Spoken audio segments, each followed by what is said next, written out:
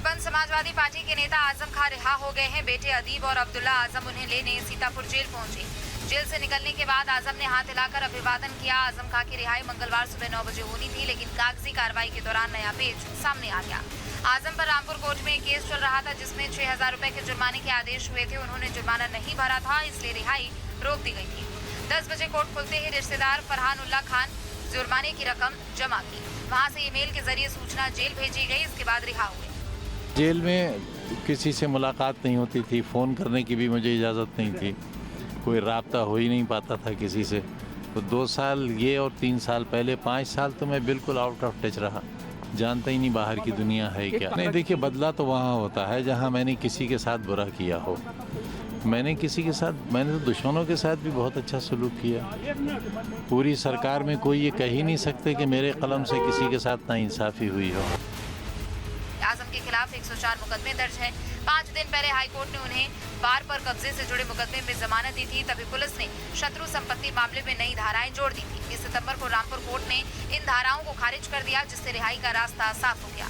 आजम खां की रिहाई से समाजवादी पार्टी काफी गदगद नजर आई। एसपी अध्यक्ष अखिलेश यादव ने कोर्ट को धन्यवाद देते हुए कहा कि हमें भरोसा था कि कोर्ट न्याय करेगा।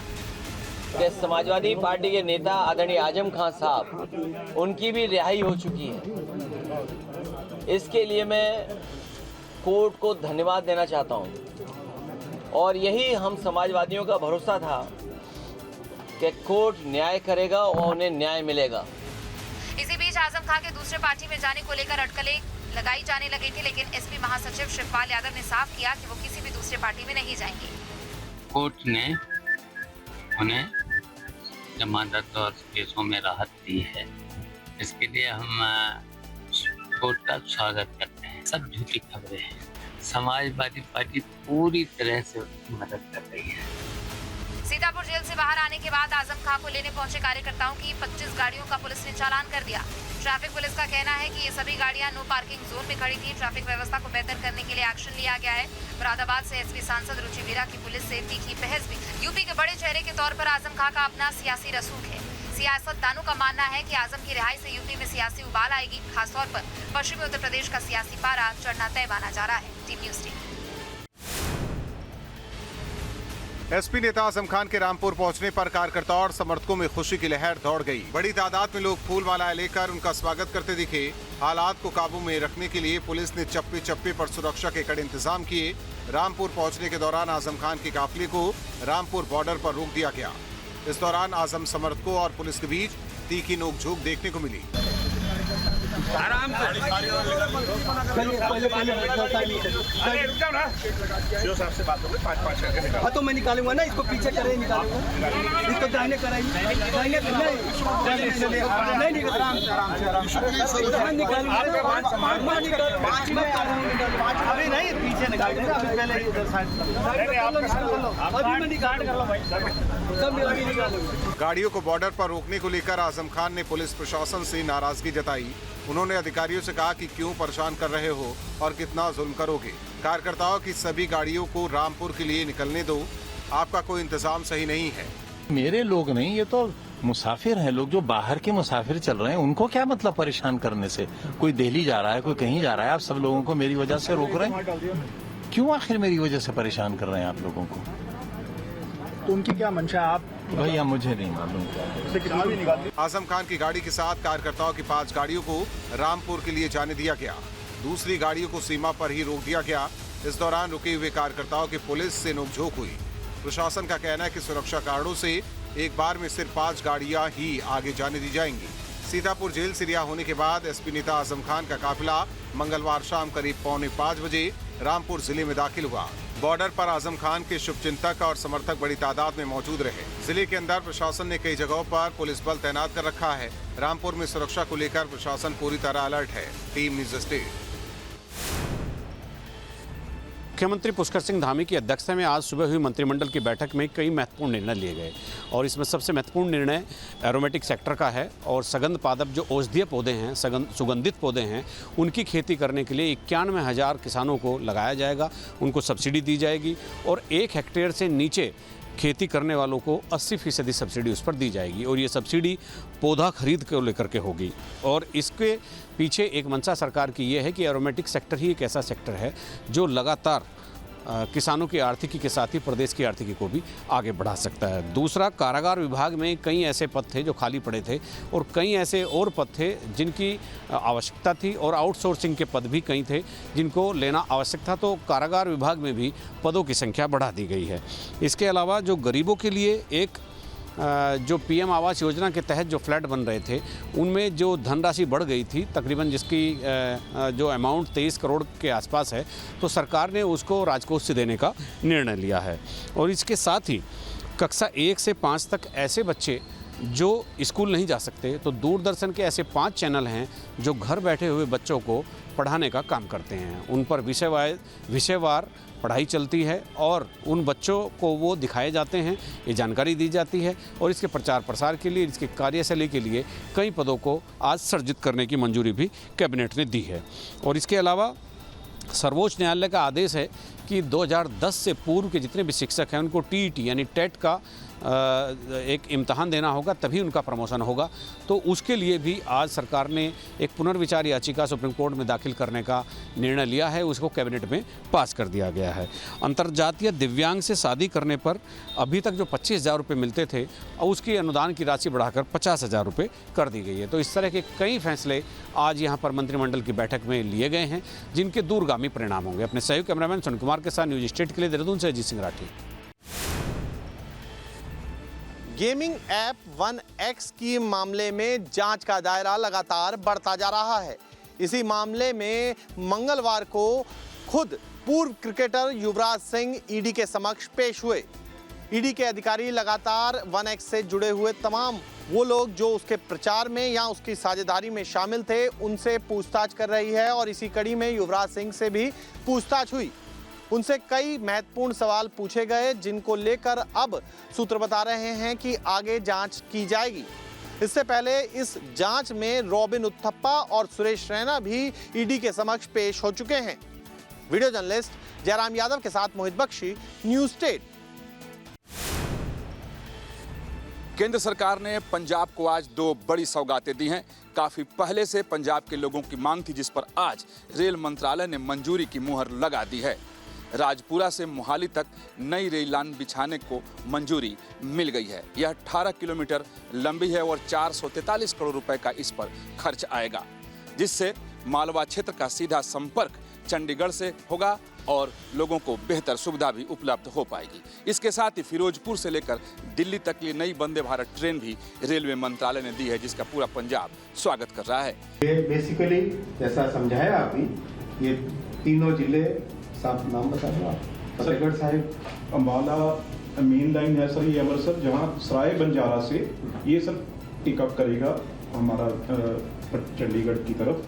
सर ये फतेहगढ़, पटियाला और SAS नगर सर, जिसे मोहाली कहते हैं। टोटल लेंथ है सर 18 किलोमीटर और सर पूरा एस्टीमेट प्रोजेक्ट है जो 443 करोड़ का आपने सर हमें मंजूरी दी है, सैंक्शन किया है।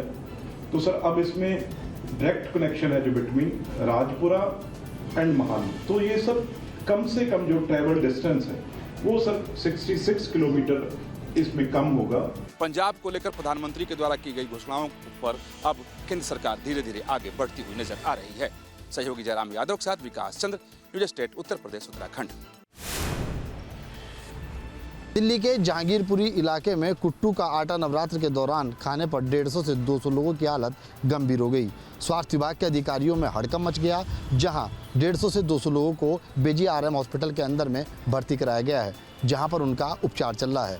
हालांकि स्थानीय पुलिस और स्वास्थ्य विभाग में अधिकारियों में हड़कंप मचने के बाद स्थिति साफ हो गई। सारा दिन ठीक थे, जब रात को इन्होंने बनाया है ये कुट्टू का आटा और जिसने खाया वो यही समस्या लेके आए हैं।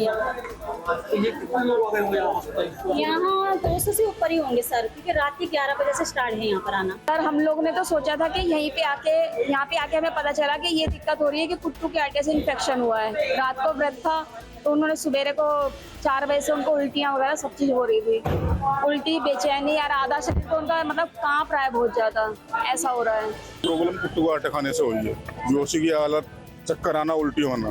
कहाँ से लिया था ये हमने इंदिरा नगर का मार्केट से लिया था। वहीं रेडी पट्टी वालों को भी जागरूक करना शुरू कर दिया है। हालांकि कुट्टू के आटे की गुणवत्ता को और ज़्यादा अधिकतम रूप से दर्शाने के लिए और साथ ही साथ उसके मानकों को तय करने के लिए जो कुट्टू का आटा मार्केट के अंदर बेचा जाता है उस पर खाद्य पूर्ति विभाग को भी सूचना दे दी गई है। जहां 150 से 200 लोगों की हालत गंभीर बनी हुई है, उनकी स्थिति को अब स्थिर बताया जा रहा है क्योंकि उनको BGRM हॉस्पिटल के अंदर में जहाँ उनका उपचार चल रहा है वहाँ पर स्वास्थ्य विभाग की टीम भी पूरी निगरानी रखती हुई नजर आ रही है। देखना ये होगा कि आने वाले वक्त में, क्योंकि नवरात्र का अभी महीना चल रहा है, इसमें कितनी और गुणवत्ता आगे के लिए कुट्टू के आटे में देखने को मिलेगी जो मार्केट में बिकता हुआ नजर आएगा। कैमरा पर्सन राकेश के साथ सैयद दुआ सली, न्यूज़ स्टेट, दिल्ली। धर्मांतरण को लेकर कई बड़े खुलासे करने वाले संगठन विश्व हिंदू रक्षा परिषद ने नवरात्र के मौके पर ऑपरेशन कलावा शुरू किया है और इस वक्त मैं विश्व हिंदू रक्षा परिषद के ऑफिस में हूं। आप देख सकते हैं कि इस संगठन से जुड़ी जो तमाम महिलाएं हैं इस वक्त यहां पर मौजूद हैं। साथ में इस संगठन के मुखिया गोपाल राय भी इस वक्त मेरे साथ मौजूद हैं। क्या मकसद है ऑपरेशन कलावा का, क्यों शुरू किया जा रहा है और इसको किस तरीके से संचालित किया जाएगा, ये जानने के लिए सीधे चलते हैं गोपाल राय जी के पास। गोपाल जी, धर्मांतरण को लेकर आप लोगों ने एक कह सकते हैं कि लंबी एक प्रक्रिया आप लोगों ने अपनाई, काफ़ी काम भी किया, आपने काउंसलिंग सेंटर की शुरुआत की, कॉल सेंटर खोला। ऑपरेशन कलावा चूँकि नवरात्र के मौके पर आप लोगों ने स्टार्ट किया है, क्या है ये ऑपरेशन कलावा? देखिए, विश्व हिंदू रक्षा परिषद जब से सनातन हेल्पलाइन ने चालू किया था उस बीच में जितने कॉल आते रहे, इसमें हम लोगों ने जो सर्च किया है पूरे भारत में 2 लाख हिंदुओं का या तो इस्लामीकरण या ईसाईकरण हो रहा है जो हिंदू हैं, और पूरे भारत की टारगेट 2 लाख महीने का मैं बता रहा हूँ। अब इसमें कम बेसी भी कुछ हो सकता है। लगातार पीड़ित लोग आ रहे हैं और उनको मदद नहीं मिल पा रही है। ऐसे में हम ये धर्मांतरण काउंसलिंग सेंटर भी खोले हैं, इसलिए खोले हैं कि जो व्यक्ति आएगा यहाँ उसकी हम लोग मदद करेंगे। यहाँ ऐसी भी महिला रहेंगी जो पीड़ित रही हैं। कलावा टास्क फोर्स की जो महिलाएं हैं, जो इस टीम की मेंबर हैं, मुखिया हैं, उनसे भी बातचीत कर लेते हैं। अपना नाम बता दीजिए। मेरा नाम रिंकी गुप्ता है, विश्व हिंदू रक्षा परिषद की प्रदेश अध्यक्ष महिला सुरक्षा की। तो दुर्गा कलावा टास्क फोर्स की आप मुखिया हैं, तो इसका काम क्या होगा कलावा टास्क फोर्स? कलावा टास्क फोर्स का कार्य ये है, जैसे कि अभी विश्व हिंदू रक्षा परिषद हमारे भाइयों की एक चेन, एक संगठन मजबूत बन चुका है और हमारी बहनें कहीं ना कहीं हिचकिचाती हैं, सामने आने से डरती हैं। तो इसमें डरने की कोई बात नहीं। हम यही बात समझाना चाहेंगे, इस संगठन आपका है, धर्म आपका है और ये हिंदू समाज आपका है। तो ये हमारी बहनों का अभी कुछ संगठन बना है जिनमें हमने कुछ लोगों को जोड़ा है और दिन पर दिन हम लोगों को जोड़ने का कार्य करेंगे, हर महिला को जोड़ने का कार्य करेंगे। वीडियो जर्नलिस्ट विकास के साथ Avinash Singh, news state, Lucknow. Medical college के इसी ट्रॉमा सेंटर में दूर दराज से मरीज यहां दिखाने आते हैं, तो कल एक ऐसी घटना हुई जिसमें नर्सिंग स्टाफ और डॉक्टरों के बीच में कहासुनी हुई। मामला बढ़ता देख करके यहां पर नौबत यहां तक की आ गई थी कि मारपीट की नौबत बन रही थी। जो बड़े डॉक्टर हैं वो उस मौके पर पहुंचे और उन लोगों ने शांत तो करवाया, लेकिन दोनों ही पक्षों की तरफ से चौक कोतवाली में मामला भी दर्ज कर लिया गया। 9 डॉक्टरों के खिलाफ FIR दर्ज हुई, 4 डॉक्टरों को निलंबित कर दिया गया है और मामला पुलिस के सामने दर्ज हो चुका है। तो अब इस पूरे मामले की कार्रवाई पुलिस कर रही है, जांच पुलिस कर रही है। वीडियो जर्नलिस्ट सैफुल हसन के साथ आलोक पांडे, न्यूज़ स्टेट, लखनऊ। अलीगढ़ के थाना अकराबाद क्षेत्र के गोपी गांव में देखिए हम मौजूद हैं। यहाँ देखिए एक ज़बरदस्त देखिए जो हादसा हुआ है। इस हादसे में कह सकते हैं कि जिस तरह से जो एक कार जो है सिकंदराव की तरफ से, यानी जनपद हाथरस के सिकंदराव की तरफ से अलीगढ़ की तरफ जा रही थी और वो कार का चालक पता नहीं किसी तरह से अपना संतुलन खोया। यह कार जो है रॉन्ग साइड में डिवाइडर पार करके पहुँच गई और उसके बाद अलीगढ़ की तरफ से आ रहा है, ये देखिए सामने मैं आपको दिखा रहा हूँ तस्वीरों में, ये कंटेनर है, ये कंटेनर से सामने जाके टकराई और उसके बाद दोनों वाहनों के बीच आग लग गई। उस आग लगने के दौरान बताया जा रहा है, जैसे कि यहाँ लोग मौजूद थे प्रत्यक्षदर्शी, उनके द्वारा बताया जा रहा है कि मौके पे आग बहुत तेजी से जलने लगी और उस आग के लगने के बाद जो है कार में सवार एक महिला, एक बच्चा और एक व्यक्ति की जो है वो कहीं ना कहीं यहाँ जो है जिल्दा जो है इसमें जलने लगे। और कंटेनर जो कि अलीगढ़ की तरफ से आ रहा था, ये चीज की तस्वीर हम देख रहा है, इसको यहाँ से देख रेस्क्यू किया जा रहा है। इस कंटेनर के अंदर भी एक व्यक्ति जो सवार था उसकी मौत हो गई और चालक जो था वो कहीं ना कहीं कार का उसको गंभीर अवस्था में जो कहीं ना कहीं यहाँ से जो है उसको जो है मेडिकल कॉलेज के लिए भिजवाया गया है। तो जो है टोटल कितने लोगों की मौत? टोटल 5 लोग। 5 लोगों की मौत हो गई है। अच्छा, पुलिस समय से आ गई? हाँ जी सर, सब समय से। तो कहीं देखिए कह रहे हैं, जिस तरह से लोगों का कहना है कि पुलिस भी मौके पे पहुंची और उसके द्वारा तत्काल रेस्क्यू ऑपरेशन जो यहाँ चलाया जा रहा था और जो लोग थे, एक व्यक्ति को कहीं ना कहीं पुलिस के द्वारा कहीं ना कहीं जो इसमें बचा लिया गया और उसको जो है उपचार के लिए मेडिकल कॉलेज भेज दिया गया है। न्यूज स्टेट के लिए अलीगढ़ से धीरेन्द्र सिंह। इंदौर के कोतवाली थाना क्षेत्र में कल जो घटना हुई है, इस वक्त हम मौजूद है वो घटना पर। यहाँ पर 3 मंजिला मकान था, नीचे तलघर था और आप देख सकते हैं यहाँ पर पूरा मलबा अभी भी पड़ा हुआ है और जो कि जेसीबी क्रेन है यहाँ पर लगी हुई है मलबे को समेटने में। और यहाँ पर कुछ रहवासी लोग भी मौजूद है। इस मलबे में 4 परिवार रहता था, जिसमें से 2 लोगों की मौत हो चुकी थी और 12 लोग घायल है, जिसमें से 4 लोगों की गंभीर हालत है, निजी अस्पताल में इलाज जारी है। ये इंदौर का दौलतगंज एक चौराहा है जहाँ पर रहवासी है, ये कोष्ठी मोहल्ला इसको कहेंगे। गिल्लू भाई का मकान था ये, इसमें 12 सदस्य रहते थे, जिसमें से 2 लोगों की मृत्यु हो चुकी है। एक लड़की है आफरीन नाम की और एक बबलू भाई करके जैन से हैं। 2 लोगों की मृत्यु हुई है इसमें। और ये रात को करीबन 2 बजे तक इसका रेस्क्यू चला है। हम भी यहीं थे, रात को 2 बजे तक इसका रेस्क्यू चला है। प्रशासन ने बहुत मदद करी है और नगर निगम की टीमें भी आ गई थी समय पर और कलेक्टर साहब, महापौर साहब सबने साथ दिया और रात को 2 बजे तक इसका रेस्क्यू चला। कब बना था ये मकान, कितने समय, आखिर क्या ऐसी वजह रही जो मकान गिर गया है?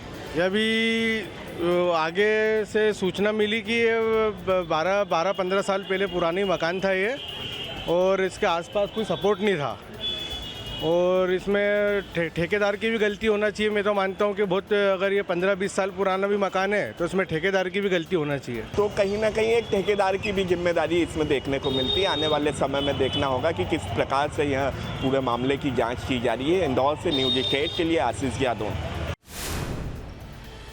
वाराणसी के सिगरा थाना क्षेत्र के लल्लापुरा इलाके में डीजे और पोस्टर के साथ एक धर्म विशेष का जुलूस युवकों द्वारा निकाला गया, जिसे लेकर पुलिस ने अब कार्रवाई की है। पुलिस ने 20 नाबालिगों पर भी केस दर्ज किया है।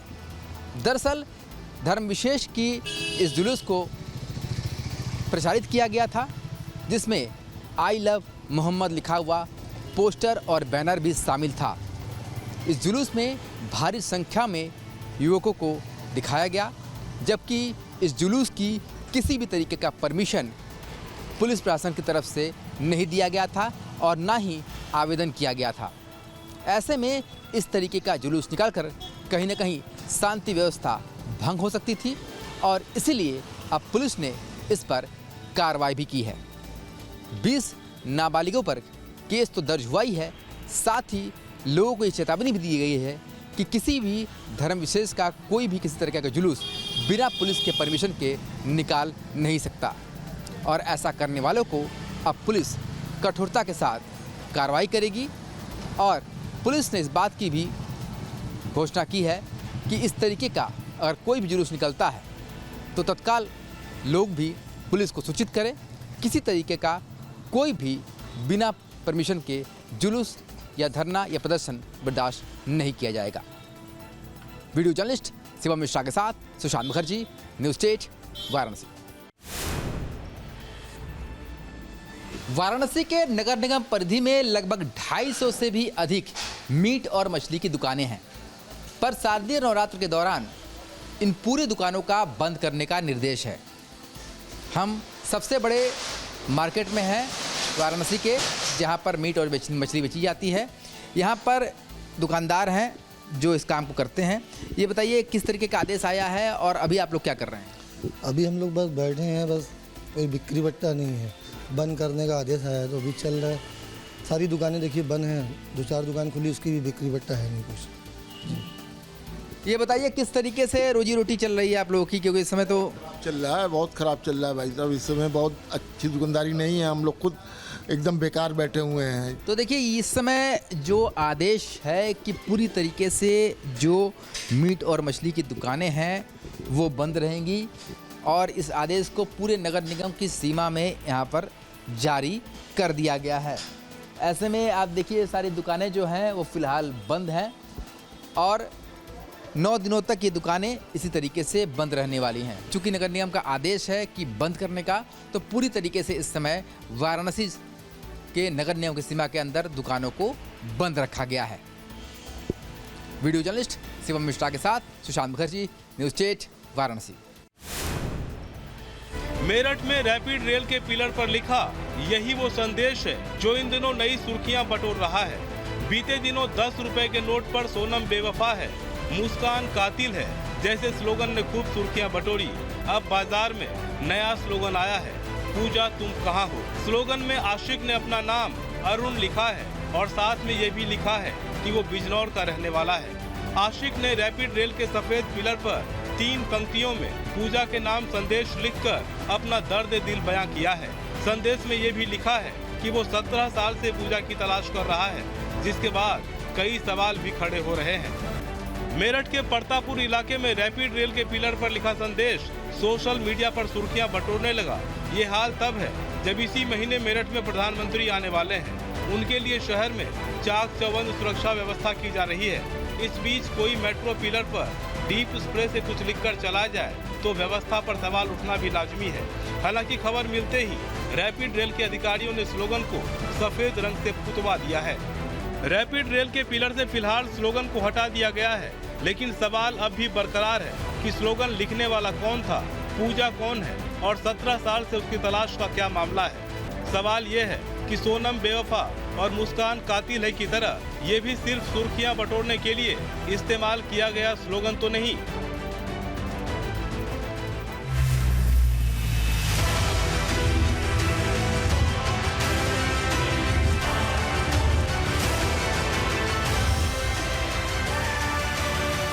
जहाँ भक्ति है हर शब्द में, कथाओं में छुपे हैं दिव्य रहस्य और ज्योतिष देता है जीवन को दिशा। धर्म से जुड़ी हर बातों को जानने के लिए हमारे चैनल स्तुति को सब्सक्राइब करें। चैनल पर जाने के लिए इस लिंक पर क्लिक करें।